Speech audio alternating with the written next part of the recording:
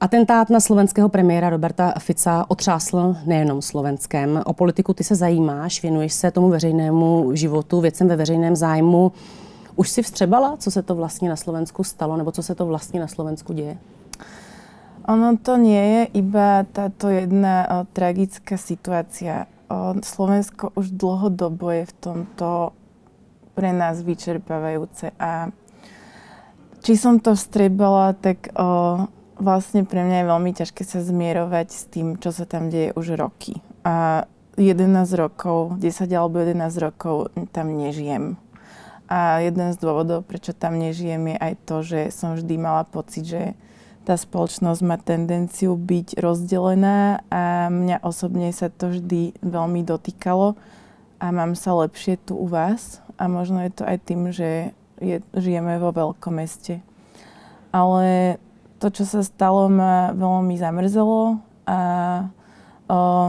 myslím, že medzi ľuďmi vznikla solidarita, že napriek tomu, že bohužiaľ tam na Slovensku je veľká dichotómia a ľudia sa delia na my a oni a niektorí politici to len podporujú, tak teraz sa to dotklo naozaj celej spoločnosti. A otázkou teraz bude, že či nás to spojí, alebo znova ešte viac rozdelí a či teda vláda, ktorá sa snaží byť autoritárska, až smeruje k totalite, ale toto sú pojmy, ktoré nerada používam, pretože mne príde, že na Slovensku prebieha strašná devalvácia jazyka a pojmov. Tým, že niekto niečo povie, tak tá opačná strana to zopakuje a použije to ako zbraň. Tak tie pojmy vlastne úplne ztrácajú význam. Prezidentka Zuzana Čaputová, odcházející, a nový prezident Petr Pellegrini se shodli vlastně na tom, že za prohlubování té nenávisti a používání toho agresivního jazyka, o kterém hovoříš, se podíleli úplně všichni. Tak to zhodnotila a vyzvala ke klidu. Jak to vnímáš? Stírá tahle událost trošku ty politické rozdíly, ty politické příslušnosti? To je strašne komplikovaná téma, pretože súhlasím s tým, že obidve strany na seba útočili a keď sa snažíme zamyslieť nad tým, že kde to vlastne vzniklo, tak ja si kladiem sama pre seba takú otázku, že my predsa chceme, alebo ja osobne chcem, aby sa každý v tej krajine alebo každý na svete mal dobre. Ja nerozumiem tomu, prečo niekto má potrebu robiť ľuďom zle.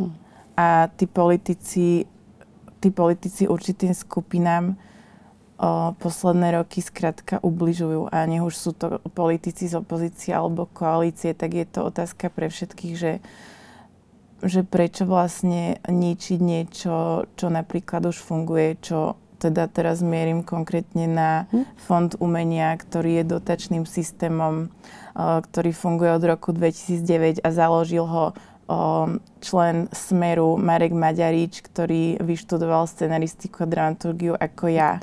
A možno by sme sa politicky nezhodli, ja som sa s ním nikdy nestretla, ale som vďačná za to, že vtedy prišiel s týmto fondom umenia, pretože to je skrátka systém rozdeľovania štátnych peňazí, ktorý funguje bez toho, aby tam niekto musel s niekým chodiť na kavičky a ten systém je nestranný, pretože každý ten grant analyzuje komisia, ktorá vlastne neprichádza do kontaktu s nami. Ja som donedávna ani nevedela, kto v tej komisii je. A včera vlastne vláda rozhodla o tom, že o tých grantoch budú rozhodovať ľudia dosadení vládou alebo teda ministerstvom kultúry, čím sa opäť vraciame k tomu, že ten fond sa snažil chrániť to rozhodovanie od korupcie a od toho, aby sa tam ľudia bratričkovali a kamaráti si dávali peniaze navzájom.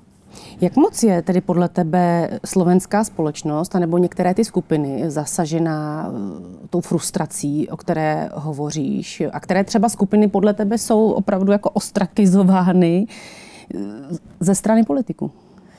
No ono je to v hrozne veľa rovinách a ani si nedovolím tvrdiť, aká tam je teraz atmosféra, pretože ja som tam už mesiac nebola. Ale ja sa teda venujem umeniu, takže ja vidím do toho umenia. Ja som v asociácii Otvorená kultúra, kde si každý deň píšeme, čo sa deje, čo je nové a tam je kopec aktivistov z umenia, čo sú aj teda kultúrni manažéri, ľudia, čo robia produkčné stránky umenia a tak. A tam sa teda bavíme o tom, ako sa to konkrétne dotýka nás. Myslím, že ľudia sú z toho naozaj smutný a že naozaj to mnohých ešte obzvlášť umení aj emočných ľudí vedie až k tomu, že si nad tým aj neraz doma poplačú. Ale potom tu máme okrem toho teda, že sa urážajú menšiny, urážajú sa skupiny ako napríklad LGBTQ+, ktorí podľa mňa by sa ani nespomínali, ak by sa z nich nestala politická téma a myslím si, že im to veľmi vadí. A potom, ak teda prejdem napríklad k ministerstvu životného prostredia a ak by som zabridla do nejakej témy ekológie, tak tam sme zase niekde, že zase sa tam deje niečo, čo nie je v poriadku. Ty jsi se v prezidentských volbách rozhodla otevřeně podpořit kandidáta Ivana Korčoka, reprezentanta v podstatě prozápadní politiky, ale třeba taky člena Matovičovy vlády. Proč ses vůbec rozhodla vrhnout do podpory takhle konkrétního politika? Co tě k tomu dohnalo? V podstate mi išlo o to, že som si tak zvážila, akých tam máme kandidátov a mala som pocit, že v súčasnej situácii je potrebné sa postaviť na nejakú stranu a jasne sa pokúsiť byť príkladom v tom, že teda ideme voliť.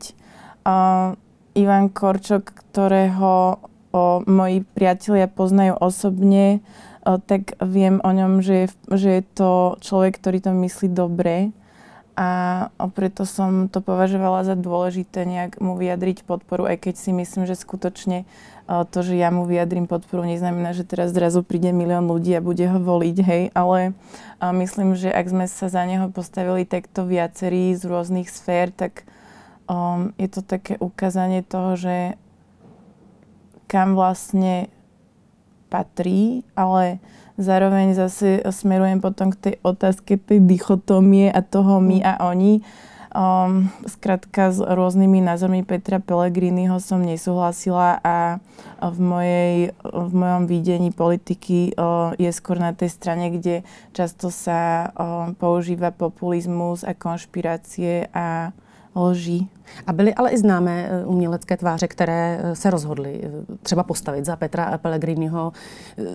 K tomu ty máš toleranci, tady jako ctíš, respektuješ nějakou svobodu, že prostě ty to vidíš takhle a někdo to může vidět jinak, protože oni to taky docela schytávali právě za podporu Petra Pellegriniho. No toto je pre mňa tiež niečo, v čom som sa zmenila, že ja som kedysi veľmi rada aj hovorila o tom, s kým nesúhlasím a čo si o nich myslím, ale vlastne v rámci toho, aká je atmosféra na tom Slovensku, som sa rozhodla, že nechcem už na nikoho nadávať a nechcem vlastne hovoriť, že to, že niekto niečo tvrdí, takže kvôli tomu hlúpy, nevzdelaný, sprostý a neviem čo, pretože to je proste tá retorika, ktorej sa potrebujeme radikálne zbaviť.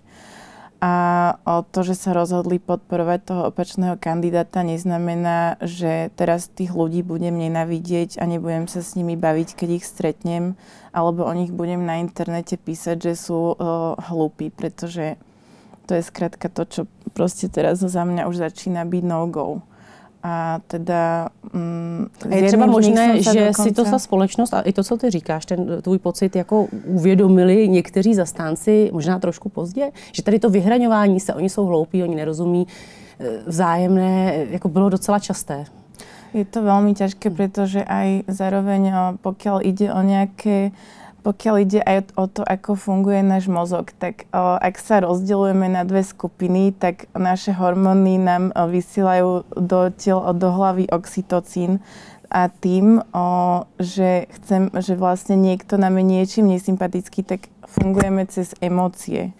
A podľa mňa potrebujeme začať byť racionálnejší a v podstate tá spoločnosť a tí politici potrebujú dospieť, pretože to aspoň vidím na sebe, že skrátka vekom už nechcem tak reagovať na veci cez tie emócie a podľa mňa zrelosť a dospelosť je v tom, že skrátka nebudeme fungovať v tej politike cez tie emócie. A takisto pri týchto mikropríbehoch toho, že ako napríklad sa o niekom vyjadrujeme na Instagrame. A napríklad ja som teda s jedným z tých umelcov, ktorí podporili Petra Pellegriniho, si o tom písala. Pretože... A s ktorým, jestli to môžeme vedieť? No tak vlastne písala som Rytmusovi. Byl to Rytmus, ja som sa chcela zeptať. A pretože už v minulosti sme si párkrát písali o niečom aj pracovnom a skrátka nechce sa mi o ňom teraz rozprávať, že je sprostý a protože vlastne... jinak si rozumíte minimálne třeba, my co sme sa sa týče nikdy tvorby, osobne nestretli, ale vlastne v niečom som chcela sa ho na to spýtať. Aj keď sme sa k tomu dostali už najskôr cez nejakú úplne inú tému, ale chcela som sa ho na to spýtať, že ako to teda on vidí, lebo problém je v tom, že my vlastne žijeme v nejakej bubline s nejakými ľuďmi, ktorí s nami súhlasia a mňa naozaj úprimne zaujíma, prečo tí ľudia volia tú druhú stranu, čo ich trápi, alebo z čoho to vychádza. A vlastne príde mi, že pokiaľ sa o tom nezačneme normálne rozprávať a počúvať sa navzájom, tak sa to nedozvieme. Ale to isté platí aj o tej opačnej strane. Ty si naznačovala, že se v Praze, v Česku cítíš lépe. Máš pocit, že jsme si jako národy, Češi a Slováci, zůstali opravdu tak blízko, jako o tom někdy politici mluví? Cítíš se tady opravdu jako doma? Nebo stává se ti, že ti dá někdo najevo, je Slovenka a nemluví ještě česky? A děje se to? No paradoxne sa tu mám lepšie ako doma. A mám taký pocit, že tu som aj ako umelec, aj ako človek oveľa prijatejšia. A myslím si, že to bude aj tou Prahou, ale ja jazdím po tých českých malých mestách a vždy sa cítim oveľa prijatejšia ako doma. A možno je to tým, že sa na mňa ľudia pozerajú ako na... No teraz sa asi zamotám, ale skrátka strašne často sa mi na tom Slovensku stávalo, že ľudia na mňa ukazujú prstom, sú na mňa zlí, posmievajú sa mi za to, čo mám oblečené a riešia úplné blbosti a v podstate je tam taká nejaká miera malosti. Jako při běžném prostě fungování, jako pohybu po městě, tohle se ti děje. Nebo na koncertech asi ne, tam sú asi snad příznivci. No na koncertoch nie, ale pri tom bežnom pohybovaní sa a zároveň potom aj tým, že tam už 10 rokov nežijem, tak strašne málo ľudí tam ešte o mojej hudbe vie. Alebo proste sa to tak celé nejak rozplynulo a tu to funguje veľmi dobre a hráme tu oveľa viac a chodí na koncerty viac ľudí. Tak to sú len také malé moje ukazovatele, že ja mám pocit, že s tým Slovenskom si nerozumiem, že ja nerozumiem Slovensku a Slovensko nerozumie mne. Ty máš za sebou a hlavně ještě před sebou řadu velkých koncertů. Nechci být negativní, ale začneme obráceně. Co tě dokáže spolehlivě rozhodit před vystoupením a pak můžeme samozřejmě mluvit o tom, co tě dokáže uklidnit, jestli máš nějaké rituály, co potřebuješ. Jasné. Tak sú tam aj totálne banality, teda zdánlivo banality, ale napríklad ak viem, že príde niekto, kto je pre mňa dôležitý, alebo mám s ním možno niečo nevyriešené s tým človekom a viem, že príde na ten koncert, tak môže sa mi stať, že som taká nervózna, že si celý ten koncert sama sebe pokazím. Ale snažím sa nejak na tomto pracovať a na mňa dobre funguje, keď celý deň som sama a v kľude a vlastne ten celý deň predtým sa s nikým nerozprávam, pokiaľ môžem aspoň do obeda. Potom väčšinou šoferujeme a nakladáme nástroje už a celá vlastne tá príprava na ten koncert trvá dlho. Ale niekedy sa mi stáva, že už potom nedokážem ísť sa stretnúť s ľuďmi a ja som im veľmi vďačná za to, že prídu a mám ich naozaj rada počas toho koncertu a potom už vlastne nemôžem sa s nikým rozprávať, že moja energia sa už vypne a ja už vlastne nevládzem byť sociálna. A keď na mňa niekto rozpráva, tak mám až tendenciu mať až taký panic attack z toho. Jak rychle se potom na stage projeví ta síla, se kterou vystupuješ?